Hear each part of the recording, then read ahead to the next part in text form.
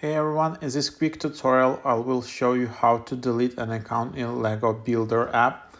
Yeah, it's a bit complicated to be honest, so I think you just need to watch this tutorial real quick.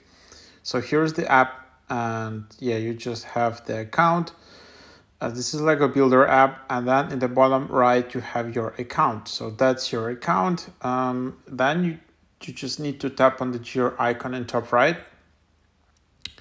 Then you need to tap on my account, and here you need to do some quick mathematical challenge. You're heading to lego.com. We need a quick approval from your grown up. I don't know how is this an approval, but like for example, yeah, you enter this and then you see Lego Builder wants you sign in to lego.com, and then you just go here. You are automatically signed in.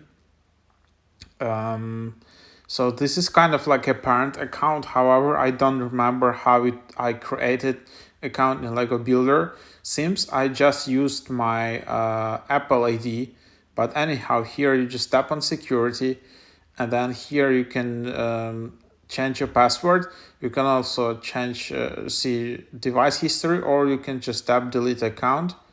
If you tap on that, you will see something like here. We'll miss you. You're about to permanently delete your Lego account. All data you stored in your account, including insiders points, will be deleted. Any consent you have granted to child accounts will also be removed. Then you can see your username, then you can see your reserved nickname, and then you need to tap this red button, yes, delete. So yeah, that's how you delete the account from identity.lego.com. And then you just need to press the button. I won't press the button right now, but that's that.